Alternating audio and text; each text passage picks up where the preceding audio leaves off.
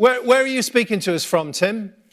So I'm at home at the moment in Battle in East Sussex. I've got an apology. I can't make it. I've got a poorly son with chicken pox. So no, Tim, it's better to be in battle than doing battle with the trains and everything. See what I did there? See what I did there? Thanks.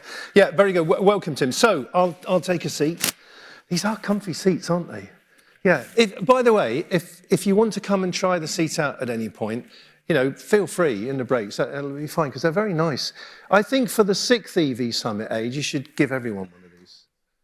What do you think? Yeah.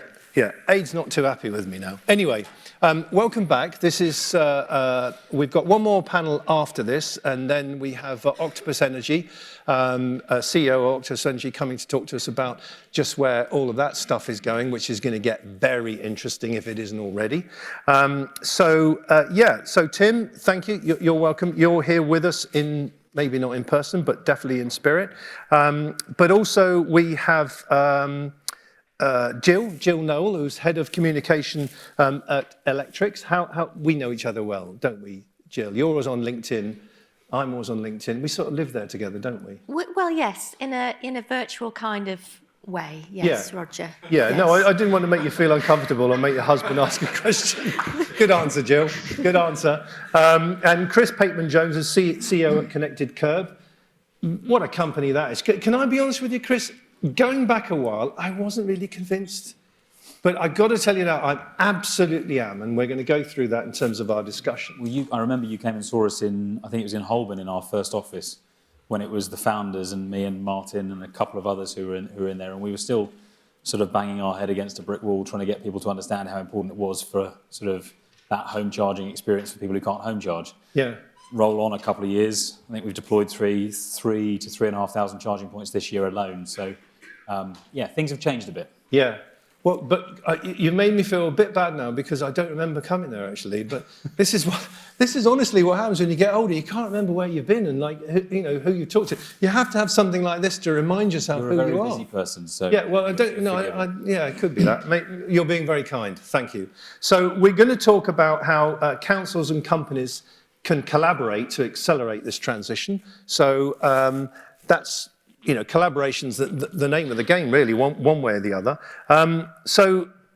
Chris, can you give us a little flavour then of that? You alluded to it briefly there, that, from where it was as an initial concept, banging your head against the wall, as you say, to where it is today. Can you give us a little kind of contextual, sort of quick and dirty story of Connected Kerb right now? Yeah, so we started the business we actually had a 5-year anniversary about 2 weeks ago. The business was started by a group of 5 founders, 2 of whom were civil engineers working on the London Cycle Hire Scheme, so they understood how to deploy infrastructure in busy streets.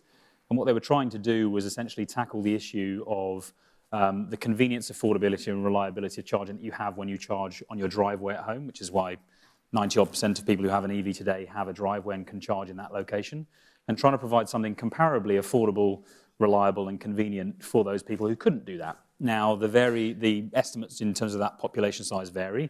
The English Housing Survey estimates it's about 62% of the population, so that's made up of 34% of the population who don't have a driveway, so that's lower than the statistic you'll often hear. But then there's a further 20-odd% of the population who do have somewhere to park their car. It's a dedicated space, but it's away from somewhere where they can charge. So the whole idea of the business was to try and provide that solution for those people. When we came into the business, everyone was talking about rapids. We didn't disagree with that at all. Everything should be, or there should be a lot of focus on rapids and ultra rapids. It's really, really, really important. But if you want to really make EV charging accessible for everyone in society, our view was you had to try and provide that on-street solution. Now, when we talk about on-street, we were sort of quite fixated on that when we started, and then we realized actually there are other places where you should be charging cars. So it's really about long dwell is where we talk about it now, less about on street. So it's wherever your car sits for long periods of time. So whether that's in work, whether it's in car parks, or whether it's on street. Simply put, some on street locations just will never make sense for on street charging.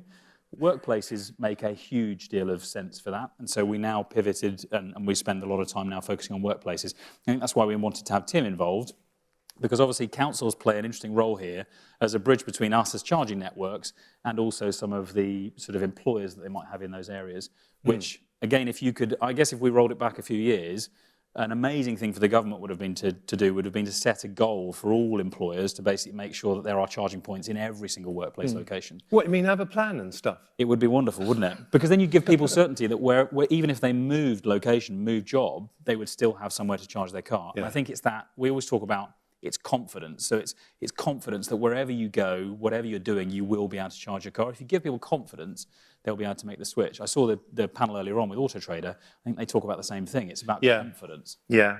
Well, thank you. You talked about working with Tim. So Tim Middleton, Transport Innovations Programme Manager at Kent County Council. So Tim, if you're at Kent County Council, how come you're in Battle, which is East Sussex, I think, isn't it? Yeah, that's right. That's right. No, I wasn't checking you out, but so given the rural nature of your part of the world, and of course Kent, I know Kent well. I'm from Deal in Kent. It's my hometown. What about the rural aspect of charging? We talk about some of the, a lot of people live in cities, towns, cities, urban areas, etc. But in terms of innovation for charging, what about all this rural stuff? Because for a lot of people who are thinking of an EV and live in the countryside, immediately they're saying range and charging, more than anyone else. Yeah, that's right. I mean, for us, we actually a few years ago, we're getting more requests from parish councils and people in rural locations than we were necessarily for those in the larger towns or our one city in Kent. So I think if for those rural locations, those villages, having some chargers is absolutely vital. So we've got a lot of parishes that have declared climate emergencies. They really want to make a difference. They've potentially got solar panels on their village halls, doing what they can. But actually for charging, it was kind of almost a step too far, and they were starting to look for us. So we've got a parish charger network, which coincidentally, Connected Kerb actually installed for us, although Kent runs that. So we essentially put the kit in for parishes in their village halls, and we run it really to try and be that bridge between the private sector and that need, because frankly, we've got some difficult locations that with potentially high connection charges, possibly not loads of customers in those locations. So it can be quite difficult for the private sector to get in. So we do run that project, which I know we've talked about quite a bit, and other local authorities are certainly looking towards that one as well. And I think for those communities, actually, it's really quite an important thing.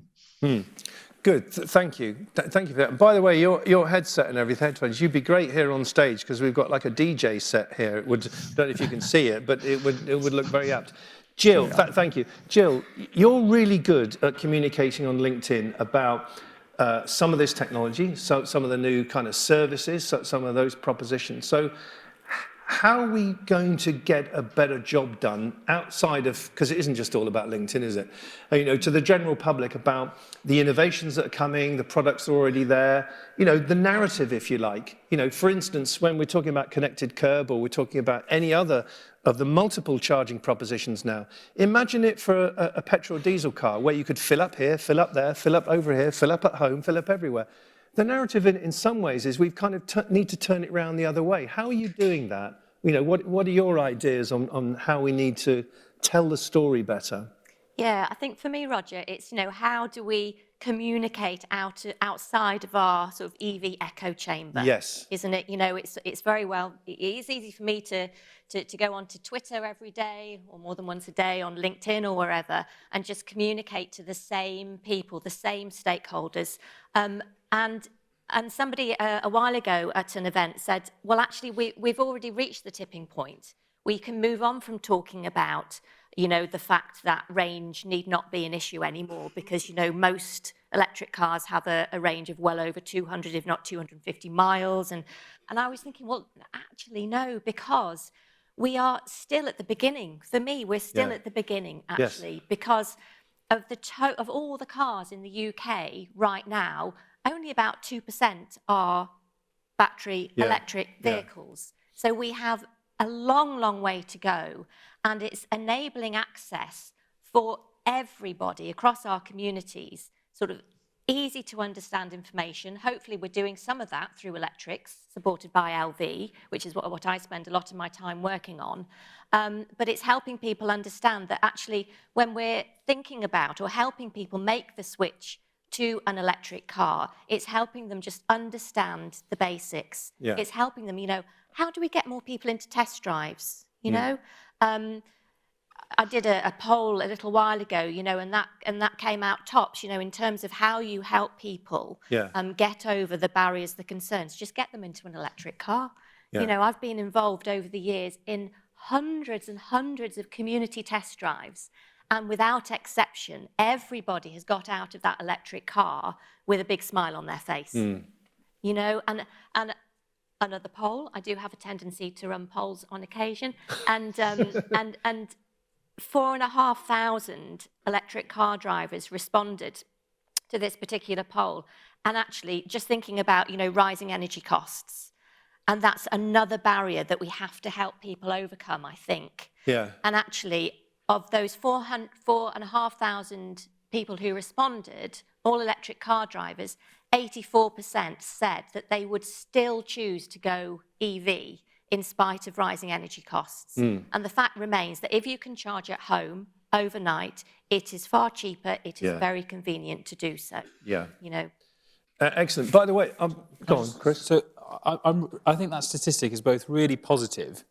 I've heard it a couple of times now, really positive, but also slightly worrying, because those people who own EVs today are largely early adopters. Sort of most of us here are slightly ideological about this. Yeah. I think it's really important. We're not the mainstream. So I'm with you completely. We're not beyond the tipping point. To get sort of mainstream adoption, it has to be a logical decision. So I'm quite interested that actually there's still sort of 16% of people who have gone, actually, I'm one of those ideological buyers, I'm not going to do it. Yeah, yeah. So, and I think your point on the education piece is really key. And to the point of this panel about it being workplace or businesses together with local councils, the role of education is going to be fundamental in this, and that's where employers have a real role to play. So, and it's where, again, your neighbour or your work colleague has a role to play. Otherwise, it's all of us talking to, as you say, the people who we already know, or even worse, me as a CEO of a company trying to sell my product. And even if I'm doing it for the perfect reasons, the view is I'm trying to sell a product. Yeah. If it's my work colleague who's done it, or even if it's my HR team saying, you can do a salary sacrifice scheme here, you can get a car, it's much, much cheaper. It's going to be a much more trusted message. So most of the work we now do is with councils through outreach programs from the council, or actually with workforces like the Prologis workforce or Cambridge Science Park, going out through them to actually try and communicate in a different way so that it's not necessarily coming purely from us. I think that's going to be the real challenge over the next few years. I agree. And incidentally, again, like before, any questions that you've got, I'm watching carefully the timer. We definitely leave plenty of time for questions online as well. I know Scott will alert me if we've got any questions on there. And June's got the roving mic, so we'll definitely get you up on that. But Tim, can I come to you there? Chris mentioned there about the role of government and the like. So how does central government connect up with kind of local councils, local government on this? Because, I don't want to sound too cynical, but in the kind of 15 years I've been in and around EVs, I've heard, this announcement. We had, what was it called originally, Gill? All the charge points that got put out everywhere, all around the country. What was that programme called? Plugged in places. Yeah, plugged in places. So it was like plugged in places. Thou shalt put some plugged in places here and there. And councils did, but they just put them anywhere. So around the back of the local dump or something. Well, we've done two. What's the problem? What's the communication like between central government and local government to get stuff done? I feel, certainly my view is, I feel we're starting to turn a corner there. It's a bit sad. It was a bit jumping for joy when the EV strategy came out, the government's EV strategy came out at the end of March, because what I personally was seeking was some further clarity on the expectations on local authorities, because obviously we had some funding there for on-street residential charge point scheme. We had various pots we could apply for, and as you say, local authorities did that if they had the resource. Usually they don't. It's usually somebody else, a parking manager or an environment manager, having to sort of add EVs as their second job in a way. But the EV strategy, I think, gave some much clearer direction for local authorities. And then obviously they've backed that up now with some big funding pots, or the Levi pot, the 500 million, or now I suppose we're down to 490, something like that, because of the pilot announcements that Kent's part of as well. I think for us, further clarity is what we would seek. I think we're getting there, and all the signals we're getting are that local authority are, central government are working on this. We really would love clarity on regional EV strategies and where the expectation is there of who will create that, whether that's highway authorities, whether districts need those themselves, whether sort of sub-national transport bodies are best placed to do that. And then really, I suppose, the funding coming out, which I think we're a couple of months away from hearing about. So I'd like to know sooner, but that's just me, about, how much money we might be able to apply for and where it can go and how we can link those things together. So I think it's certainly getting better from my perspective. We've been doing this sort of 5 years or so now. And I would agree with you, we were probably a little bit scattergun early days. And now the funding, local authorities are really turning onto this where they can. Revenue resources being announced, which would be fantastic, to actually give staff to work full time on these projects, which I think for lots of local authorities is just critical. So I'm hopeful that this time next year we'll be able to answer this with some real positivity on it. Okay, thank you. A quick supplementary question to that then. Given the government's edict of we can't make internal combustion engine cars and ultimately 2035, are we doing enough then to get to that point, because it's all well and good making these big declarations, but unless you've got a plan to deliver on it, it's just, it's just a vision and not much else. Are you confident now that things are accelerating, that there is sort of exponential stuff coming? I am, certainly from my position, I can't talk for all other local authorities. I think out of the strategy at the end of March, clearly the statement was that local authorities are going to have a big role to play in electric vehicle charging infrastructure, and that is going to include a lot of on-street charging. Now, as Chris says, workplace charging made up a massive part of that. On-street is probably our big sort of elephant in the room there. There are challenges for local authorities to be involved in that on a widespread scale, and the scale that was needed and is needed or forecasted to be needed that the government have announced. I mean, 300,000 plus could be something like 700,000 public chargers. That is a huge number. And if you break it down, certainly we look at Kent, that's a lot of work. And I think the work for us is more the all those sites and site visits we do and all that resource we put forward to come up with a location that might just about be viable, that the locals can accept because it might displace some parking, that we can make safe and we won't get in the way of a cycle route or a bus route or something else. And then we find out the connection to the grid is so expensive, we can't do it. Yeah. Those are the resource challenges we have. Yeah. So I am getting more optimistic, but I think we probably need some to kick on again, I would suggest. And I think we've got roles in that. Thank you. Gill, is there an elephant in the room or is there a herd of elephants in the room?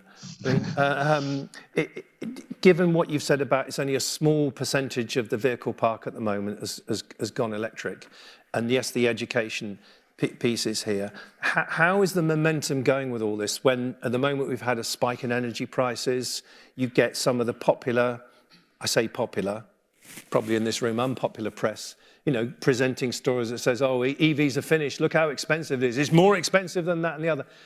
How is it all coming together? Is there a herd of elephants in the room? So I'd take us back to the autumn statement, actually, and whereas we heard that, vehicle excise duty will be introduced for electric cars from 2025, which is disappointing yet not unexpected. There's still, I think the big challenge with that is the expensive vehicle supplement. If that's the right, cars over £40,000 will have to pay even more. However, I had a check this morning and there's about 53 models already on the market in the UK, electric vehicle models that are under that 40k mark. Now, I think but the really good news from that autumn statement was that the sustained low rates of benefit in kind. Yeah. So so that is really, really good news because, you know, we've heard from Auto Trader already, haven't we, that, that actually probably most of the cars, the electric cars on the roads today are there by virtue of salary sacrifice schemes, you know, company cars, fleets, and so on. And so I think that's a real positive. But we also have, of course, the advent of the zero emission vehicle mandate in 2024, and that should really serve to boost supply. So we should, as a result of that, have more choice, but we should also, in theory, we hope, start to see true price parity with petrol and diesel equivalents. And all those cars, all the electric cars that are on the roads today, by virtue of salary sacrifice, companies' car schemes, will be starting to and will start to trickle down onto the second-hand market. Got it. You know, and we absolutely 100% need to see a more buoyant second-hand market, because that's really the point at which we will start to see electric cars become more affordable for more people. Got it. I love having a panel. Do you know, it's like people who know what they're talking about. It's great. I can just sort of pretend, because I'm next to them, that I knew that too. But thanks for all of that. Now, on that point, and some of what, you know, what we're talking about here in terms of the challenges, the pricing, etc. How do people put together a charging proposition that can make money? You know, the equipment, the investment, the grid connection, all this. How does that all sort of shake down then into a point where you've got a viable business venture? Sure. Just before though, can I just say, for me, the elephant in the room is the charging infrastructure. So you asked the question of Tim, in terms of the numbers of charging points that are going out. If you want to hit the 2030 target of 300,000, you need to be delivering just under 200 charging points per day, every single day to 2030. The UK hit a high watermark this year of about 85 charging points a day. And my team had a really big day that day, and that was why the UK hit a big number. We all need to be delivering an awful lot more, and there needs to be many more connected curbs out there trying to tackle this. Otherwise, the elephant in the room for me on that is actually the numbers of charging points that are out there is sort of irrelevant. Whatever the number needs to be, it will be. The challenge right now is that the people who are being left behind by this, and your point around cars are going to reach parity, the point of that point is there will still be some people being left behind, and those are predominantly people who live in areas where air quality is worst, and predominantly, not universally, poorer parts of society. That is the elephant in the room for me, is you're going to get a two-tier adoption. To the point of what, I say that with a caveat of I actually think there's lots of positivity right now. So when you look at what can make a charging network work, it all comes down to the term that you have in your contracts. So when we came into the market, when you came and saw us 3 years ago, we were having to do battle with people who wanted to come out to market with 5 to 10 year max contract lengths. And you simply can't get the economics to work on that unless you charge a huge premium for charging. And again, as our mantra as a business is the same level of affordability for people who park on street versus off street. We don't want to do that. So we want to try and keep the prices as low as possible. And the way you do that is with long-term contracts like the ones we have with Tim, like the 7,000 charger contract we have with West Sussex, and like the others that we have around, which are 15 to 20 year, sometimes 25-year terms. You can only do that if you deploy infrastructure. So our whole focus as a business is how do you deploy an infrastructure that is modular, that allows us to upgrade it over time, that you can therefore rely on it lasting that duration. Therefore, you have a lower life cycle cost, meaning that you can keep the prices low for the user. And final point, because I know I tend to ramble, the final point would be this to us is all about how do you manage power. So right now, energy prices are going up. We did an amazing project earlier this year. It's open data, everyone can see it. It was publicly funded through Bays called Agile Streets. We demonstrated through essentially extremely smart charging on street. You can save the user about 40% in the cost of charging, which is a profoundly large amount of saving. It's hugely more than you need to drive behaviors, but that 40% is significant. And essentially, you're doing that by moving away from what you have in most public networks at the moment, which is you plug in and it charges as quickly as it possibly can. You might plug in at 7 p.m. Your car's probably charged by 10, 11, 12, and then it sits there through the cheapest times of energy, not charging. The Agile Streets project essentially allows us to phase shift. It's pretty simple, really. Exactly. That's a simplicity, but the simplicity delivered by quite complex technology ultimately. So, but I'm with you. Listen, I'm conscious of the time. So, Scott, have we got any questions online? We do have a question online. There's a bit of focus on tenders and wasting funding on not knowing where to relocate money. How can we make councils work better with private sectors? I guess that's one for Tim. Tim, yeah. How do we make councils work better with private sectors? Okay, so in my view, local authorities, and I think there are bodies that do this really well. Energy Saving Trust is really good. Sharing the knowledge between councils. There are many of these tenders are actually very similar. Lots of the terms in them should be similar. There are certain sensible ones that, you know, every local authority can put in. I think what we're starting to see, to be honest, and we've run probably 6-ish tenders now, or coming up to that, is the market's changing slightly on this. And I think the terms, I think local authorities need to be realistic. I think it needs to be a two-way deal. Local authorities have got an asset. They've got land potentially. They've, you know, charge point operators need that land, but sometimes the terms can either be, you know, the terms need to be good for both parties. And I think the way it's changing is if local authorities can talk to each other and share that knowledge about which deals work, how long the contracts need to be. And I suppose my question to Chris was actually, do you think it's changing on that? Because I sort of feel it might be that local authorities are accepting that longer contracts are needed. Early days, we were sort of saying to parking managers, right, we'll need a good 15 years to make this work. And that was quite unheard of. Now it feels like that's seemingly less of a question, or are you finding that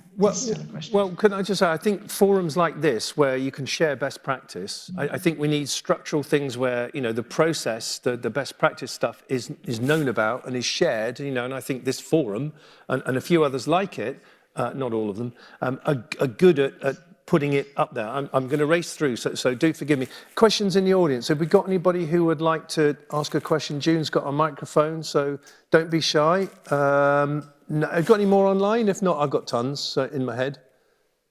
You got one more? No. Okay, good. So come back to communication for a minute, Gill. How do we make this more mainstream? Because at the moment, it seems to me on television, for example, all that happens is there's some bloody Channel 4 dispatches programme that says, expose, batteries are going to kill us all, you know, and then some absolute rubbish story that comes out. How are we going to get onto the mainstream of some of this? Get out of this echo chamber you mentioned earlier on. How are we going to get the BBC or Sky or these other people to be more communicative in the kind of sensible narrative of electric vehicles? What is that? Can that happen? Is it going to happen? Yeah, I think it's starting to happen actually, Roger. Yeah, I saw a programme and... you should be on some of these, by the way, I think. Do you know what? I did decide that if I wasn't doing this in EV, I'd actually quite like to be a newsreader. But that's for... It'd be good, there you go. I think. So that's the alternative career that I might have gone for. But I think, you know, it is already starting to happen. And actually, I saw a brilliant programme the other evening. I think it was one evening last week. And it will come to me immediately I step off this stage and I'll remember it. Yeah, I know. But they were talking so lucidly and... you know, and clearly about the benefits of EV. And actually, it was just real world experience. And I think the more we can try and get that out there, the better. And it's even down to seemingly small things like, you know, if there's a Saturday night TV show that gives away a car as a prize, just make sure it's electric. Yeah, no, good point. Yeah, I've often thought that. Yeah. And you know, and if I watch a series on the television and occasionally, you know, I remember there was one, it was a Renault Zoe, and you think, yeah, that's nice. It's just normalising it, isn't it? Yes, yeah. So I think it's a case of starting just to normalise electric cars. I like that. I like that turn of phrase, normalise. The question there about, you know, collaboration, all the rest of it. How do we get to this point to share best practice? We know the 5th EV Summit, you know, I've been to lots of fully charged things, you know, all of these different communities and groups. Yes, some of them are echo chambers, but how do we jump out of that? And how do we take the learning and knowledge into many other places? I mean, what forums are you seeing to do that? How do we connect up all of these local authorities and councils? Well, I think we as an industry need to do a better job, as the charging networks need to do a better job of coming together. And I think there's some really positive things that are happening at the moment where we can do a job similar to the SMMT. The SMMT does a great job on behalf of the auto industry. I think we probably need to do a similar thing as a charging industry. I think I'm quite positive. I think there is a lot changing. I think when I look at the money that's been put towards EV charging by the government in terms of the Levi, the part I'm most excited about is the 50 million that's been dedicated for EV knowledge essentially within councils, because as Tim said, not all councils do have that. Those people are going to be really, really, really important in driving the change. The key part, though, in terms of actually getting that through will not be just the likes of Tim, it's actually the procurement teams. So there needs to be a fundamental switch. And if you get the EV charging right, people will make the switch, right? So this is why I'm so focused on it. There needs to be a fundamental switch in the way that we procure. Most procurements that I've seen, bar a few sort of leading lights out there, have been talking about product and buying products all the time and not really talking about it from an infrastructure perspective. I think that what Tim's done and some other leading lights in the sort of council sphere and also businesses have been looking at those long-term plays where it's about an infrastructure proposition. And the reason it's infrastructure, not product, is people have faith in infrastructure. People trust it. Yeah.